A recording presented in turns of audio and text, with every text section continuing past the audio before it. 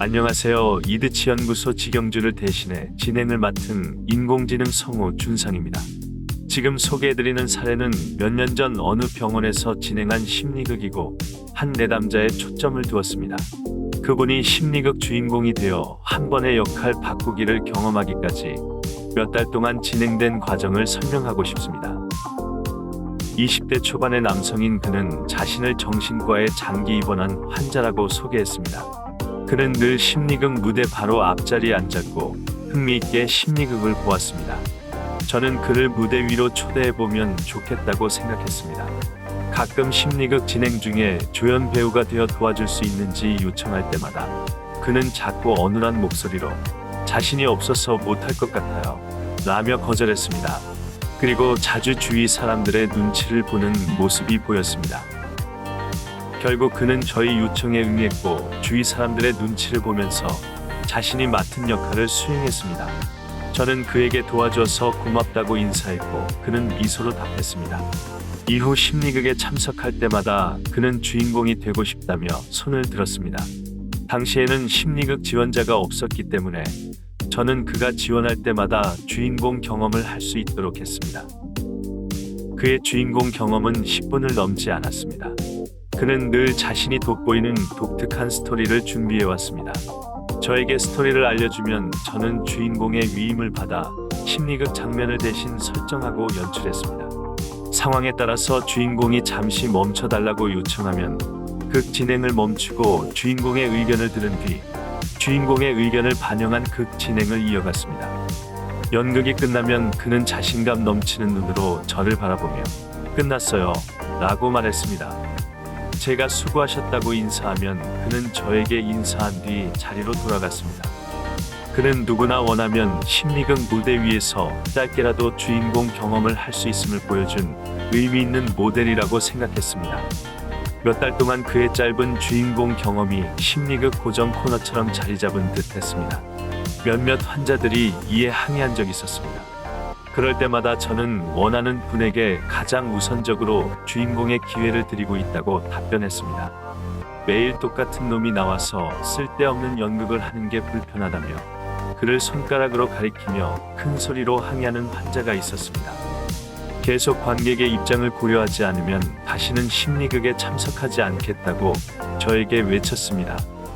그래서 저는 손바닥을 펴서 그를 가리킨 뒤 그 환자에게 이렇게 말했습니다. 선생님께 부탁드립니다. 저와 함께하는 심리극 시간에 누군가를 지칭하실 때는 손가락질을 피해 주시기를 요청합니다.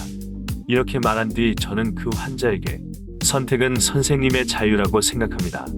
그리고 심리극은 주인공을 위한 연극에 더 가깝다고 생각합니다. 라고 차분하게 의견을 말했습니다. 저에게 항의했던 환자는 더 이상 심리극에 참석하지 않았습니다. 그리고 그는 계속 심리극이 시작될 때마다 짧게 주인공 경험을 했습니다. 한동안 그는 특정 환자와 소개팅하는 장면을 만들어 달라고 계속 요청했습니다. 저는 그가 심리극을 부적절하게 활용한다고 생각하지 않았습니다. 그리고 소개팅 장면을 진행할 때마다 늘 주인공과 소개팅하는 역할을 맡아주신 분께서 흔쾌히 수락해 주었습니다. 막상 소개팅 장면이 시작되면 주인공은 긴장했고 오래 진행되지 못했습니다. 저는 그가 주인공을 지원할 때마다 대화기술 향상을 돕는 사회기술 훈련을 함께 한다고 생각했습니다. 그는 조금씩 심리극에 익숙해지는 것 같았습니다. 한동안 지속되었던 소개팅 연극은 특정 환자가 태어나면서 자연스럽게 마무리되었습니다. 그는 이제 나쁜 남자가 되고 싶다고 했습니다. 그는 여성들을 함부로 대하고 상처 주는 역할을 연기하고 싶다며 도움을 요청했습니다. 저는 그동안 관찰해온 그의 언행을 토대로 도덕적이고 윤리적인 범위를 넘지 않는 선에서 유머스럽게 진행할 수 있는 방법을 생각해 보았습니다. 그래서 여성 관객 중심으로 캐릭터 설정과 장면 설정에 대한 도움을 받아가면서 준비 작업을 했습니다. 그는 나쁜 남자가 되고 싶다고 했지만 막상 본극을 시작하면 친절한 남자 혹은 수줍은 남자가 되었습니다. 그의 요청으로 여러 남성들이 시범 조교 혹은 트레이너가 되어 어떻게 하면 나쁜 남자처럼 보이는지 시범을 보여주었으나 그는 따라하는데 어려움을 보였고 스스로 나쁜 남자가 될 수 없다는 결론을 내렸습니다. 그는 또 다른 연기 변신을 시도했습니다. 한동안 그는 폭력 조직의 보스가 되어 조직을 운영해 보았습니다. 이것도 결국 스스로 역할 연기의 한계를 인정하면서 중단되었습니다. 어느 날 그는 북한이 보유한 핵폭탄이 무섭다며 자신이 북한의 김정일이 되어 과거로 거슬러 올라가 보고 싶다고 했습니다. 연극이 시작되자 그는 아들 중 한 명인 김정은을 호출했습니다. 그리고 김정은에게 나중에 어른이 되어 나의 후계자가 되면 핵무기를 서서히 폐기하여 모두 없애버리도록 교육시키는 모습을 보였습니다. 이번 연극은 그가 신중하게 스토리를 구상한 것 같았고 진지하게 연기하는 모습이 인상적이었습니다. 심리극을 마무리 지은 뒤 저는 병동으로 올라가기 위해 대기 중인 그에게 진지하게 세계 평화를 생각하는 깊은 마음을 느낄 수 있었고 감동이었다고 말했습니다. 그는 저희 소감에 부끄러워했습니다. 수고했다는 말과 함께 괜찮은지 물어보았습니다. 그는 작은 목소리로 저에게 어려웠지만 재미있었다고 말했습니다. 그는 이제 자신의 과거로 돌아가 보고 싶다고 말했습니다. 문득 연극 도중 외로움에 대해 그가 말했던 기억이 떠올랐습니다. 그는 유년기와 청소년기를 보내면서 늘 친구가 없었고 아이들에게 놀림받았다고 했습니다. 일주일이 지나고 그가 심리극 무대 위로 올라왔습니다. 그는 성장기 때 힘들었던 상황을 재현해보고 싶다고 말했습니다. 저는 마음의 상처를 다루어도 괜찮을지 한 번 더 물어보았고 그는 이 시간에 꼭 다루고 싶으니 도와달라고 요청했습니다. 그에게 재현하고 싶은 스토리를 들은 뒤 저는 안전을 위해 얼굴을 마주보고 진행하는 것 대신 목소리 연기로 진행 방법을 바꿨습니다. 저는 주인공 의자에 그가 앉도록 했습니다. 저는 주인공을 기다리게 한 뒤 지원자 중심으로 주인공을 괴롭혔던 과거의 인물들을 모집했습니다. 저는 그의 시선 안에 들어오도록 앞에 섰고 그가 어떤 놀림을 받았는지 구체적인 대사를 알려주면 이 연극을 도와주실 조연 배우들이 그 대사를 참고해 목소리 연기를 할 거라고 설명했습니다. 그는 어린 시절 들었던 말들을 하나씩 알려주었습니다. 그의 눈에 조금씩 눈물이 고이는 것을 보았습니다. 저는 화이트보드에 대사를 크게 적어 조연 배우들이 참고하도록 했습니다. 저는 주인공에게 큐사인이 들리면 여러 사람들의 목소리가 들리게 될 것임을 알렸습니다. 그 목소리를 듣기만 해도 괜찮고 반박해도 된다고 설명했습니다. 그리고 연기하는데 불편하거나 힘들거나 어렵다는 생각이 들면 저에게 신호를 보내거나 말하면 되고 상황에 따라서 제가 직접 극을 중단할 수도 있다고 설명했습니다. 그는 주인공 의자에 앉아 등 뒤에서 자신의 외모와 성격에 대해 막말하고 비웃는 사람들의 목소리를 들었고 큰 소리로 반박했습니다. 그의 눈에서는 한 줄기 눈물이 계속 흐르고 있었습니다. 그의 반박이 계속되면서 목소리들은 더 이상 들리지 않았습니다. 그는 눈물을 닦으며 끝났어요 라고 말했습니다. 저는 잠시 그를 안아주었습니다. 10분 안에 끝날 줄 알았던 그의 심리극은 1시간 넘게 진행되었습니다. 심리극이 끝난 뒤 목소리 역할을 도와주셨던 조연 배우 중 한 분께서 주인공에게 상처 주었다는 생각이 들어 미안하다고 말씀하셨습니다. 그러자 목소리 역할을 도와주신 다른 분들도 함께 사과하셨습니다. 어떤 분은 철없던 시절 어떤 아이를 집단으로 놀리고 괴롭혔던 부끄러운 과거가 떠오른다며 그때를 반성하고 지금 주인공에게 미안한 마음을 말하고 싶다며 주인공에게 사과하셨습니다. 그는 모든 분들의 사과에 감사의 인사로 답했고 심리극에 함께하신 모든 분들에게 감사 인사를 했습니다. 그는 어린 시절 제대로 하지 못했던 말을 할 수 있었다고 소감을 말했습니다. 그는 소개팅 장면과 나쁜 남자를 연습하면서 언젠가 자신을 괴롭힌 놈들을 심리극 시간에 다루고 싶었는데 오늘 시도해보았다고 했습니다. 저는 옛 기억들을 다루고 싶으면 언제든지 말해달라고 부탁했습니다. 한동안 그는 주인공이 되지 않았습니다.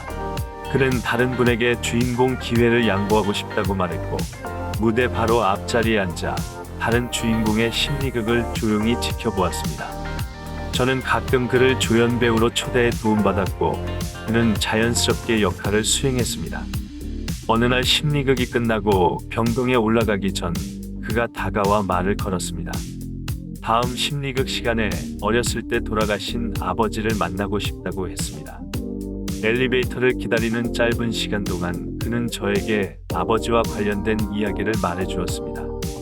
저는 그의 설명을 듣고 어린 나이에 너무 가혹하고 슬픈 경험을 했다는 생각이 들었습니다. 그리고 차분하게 저에게 설명하는 그의 모습을 보면서 적절히 자신의 감정을 조율하면서 역할 수행을 할 수 있겠다는 판단이 들었습니다. 저는 그에게 귀한 이야기를 공유해 주어 고맙다는 말과 함께 다음 주 심리극 시간에 주인공을 지원해도 되고 마음의 준비가 좀 더 필요하다면 충분히 생각할 시간을 가진 뒤 말해달라고 부탁했습니다. 그는 심리극을 어떻게 활용하면 되는지 스스로 알아가는 중이라는 생각이 들었습니다. 그는 장기간 사이코 드라마 커브의 단계를 차분히 밟아가고 있었습니다. 그에게 심리극 시간은 사람들 앞에서 자신을 표현하고 공감받을 수 있는 유일한 통로일 수도 있다는 생각이 들었습니다. 그를 돕고 싶었습니다. 일주일 뒤 그는 심리극 주인공이 되어 돌아가신 아버지를 만났습니다.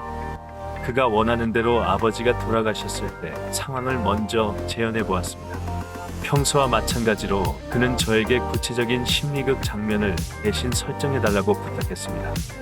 저는 이미 그의 아버지가 어떻게 돌아가셨는지 알고 있었기 때문에 이 상황을 연극으로 재현하면 주인공에게도 다른 환자들에게도 부정적인 자극을 줄 수 있다는 판단이 들었습니다. 그래서 저는 주인공의 아버지가 어떻게 사망했는지 언급하지 않는 등 몇 가지 규칙을 제시하면서 신중하게 심리극을 진행하려고 노력했습니다. 이 장면에서 등장인물은 주인공, 아버지, 어머니, 누나 총 4명이었습니다. 아버지는 빈의자로 대체했고 어머니 대역은 자원봉사자가 맡았습니다. 누나 대역은 관객 중에서 한 분이 지원했습니다. 저는 모든 사람들이 들을 수 있을 정도의 목소리로 어머니 대역과 누나 대역에게 어떻게 이 장면을 진행할 생각인지 설명했습니다. 그리고 제가 직접 흐느끼기 시범을 보여주었습니다. 제가 프로그램실 형광등을 모두 끄면 두 분은 어둠 속에서 계속 흐느껴주시고 만약 무언가 말하고 싶다면 이 상황에 적절한 대사를 스스로 판단해서 말해주시기를 요청했습니다. 관객들에게는 1분 정도 암전 상태가 지속될 예정이기 때문에 암전 상태가 불편한 분이 계시면 알려달라고 말했습니다.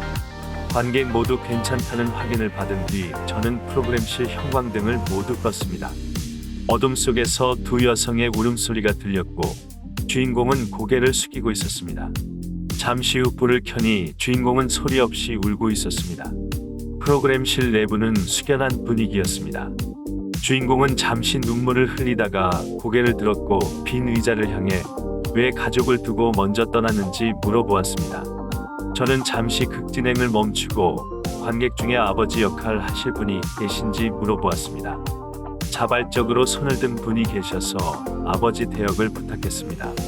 첫 번째 아버지 대역을 맡은 젊은 남성은 주인공에게 사과했고 성경 구절을 언급하면서 아들에게 힘과 용기를 내도록 부탁했습니다.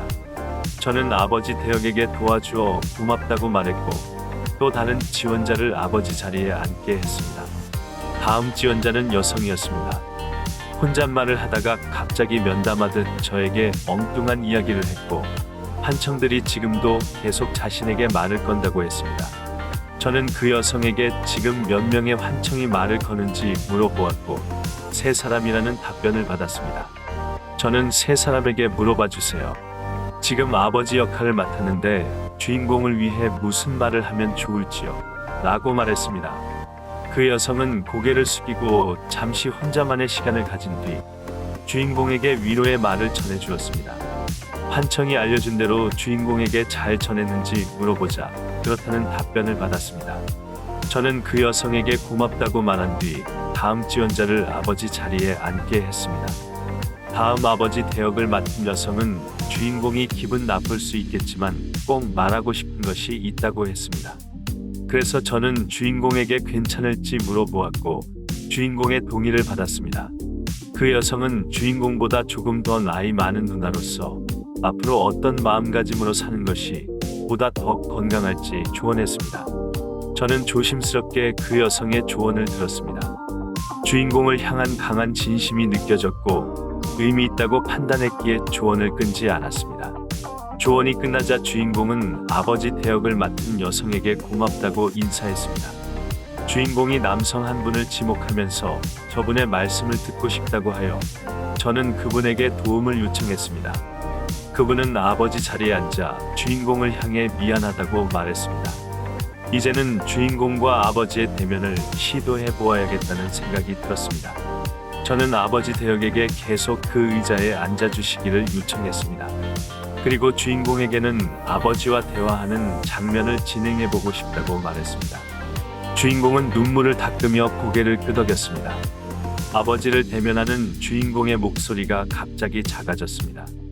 그래서 저는 자원봉사자 두 분에게 도움을 요청했습니다. 두 분에게 주인공 뒤에 서서 주인공 어깨에 손을 얹도록 부탁했습니다. 저는 주인공에게 뒤에서 든든하게 도와줄 두 분이 있음을 알렸고 확성기가 되어 주인공의 목소리를 잘 전달할 거라고 설명했습니다. 주인공은 10년 동안 아버지의 부재로 놀림받았다며 큰 소리로 항의했습니다. 순간 저는 즉흥적으로 관객들에게 주인공의 심정을 공감해보는 의미로 아버지의 부재를 지적하는 주변인 역할을 부탁했습니다. 다수의 관객이 동참하여 주인공에게 아버지의 부재에 대한 다양한 목소리를 내주었고 주인공은 보다 더 강하게 아버지를 향해 원망스러운 마음을 얼굴 표정과 몸짓에 담아 외쳤습니다. 저는 주인공에게 처음으로 역할 바꾸기를 제안했고 아버지가 되어 아들에게 대답해 보도록 부탁했습니다. 순간 주인공은 놀란 얼굴로 못할 것 같아요 라고 답했습니다. 한 번 더 권유하자 주인공은 잠시 망설이다 아버지 의자에 앉았습니다. 주인공 대역이 아버지를 향해 큰 소리로 항의하자 주인공은 한동안 말하지 않고 계속 눈물을 흘렸습니다. 저는 사람들에게 조용히 기다려보자는 손짓을 보냈습니다. 주인공은 지금 아버지의 심정을 느끼고 표현하기 위한 시간이 필요하다고 판단했습니다. 침묵 속에서 모두 조용히 기다렸습니다. 잠시 후 주인공은 아들이 겪은 마음의 상처에 대해 공감하는 말을 했고 미안하다며 사과했습니다. 또 다시 침묵이 흘렀습니다. 주인공은 눈물을 흘리며 한 번 더 아들에게 미안하다는 말과 함께 용기를 내라고 말해주었습니다. 주인공은 눈물을 닦으며 저를 바라보았고 아버지가 여기 이 자리에 계시다면 이렇게 말할 것 같아요 라고 말했습니다. 저는 주인공을 안아주었고 심리극을 무사히 수행한 것에 수고했고 고맙다고 말했습니다. 심리극을 마무리 지으면서 아버지를 향한 미워했던 아버지를 잃고 난 뒤 남았던 후회, 불우했던 성장 과정, 주위 사람들의 불편한 목소리 등 주인공의 심리극을 통해 떠오른 다양한 공감들이 관객석에서 모아졌고 주인공에게 전달되었습니다. 주인공과 관객들이 서로 감사 인사를 나누면서 따뜻한 분위기에서 심리극이 마무리되었습니다. 이번 심리극은 예정된 시간을 초과했습니다. 하지만 아무도 시간 초과를 언급하지 않았습니다. 주인공은 오늘을 위한 웜업을 잘 준비해왔다는 생각이 들었습니다. 다음에도 그가 주인공을 신청하면 저는 언제든지 환영할 것입니다. 이상 10분 심리극과 한 번의 역할 바꾸기라는 제목의 심리극 사례 소개였습니다. 끝까지 시청해주셔서 감사합니다.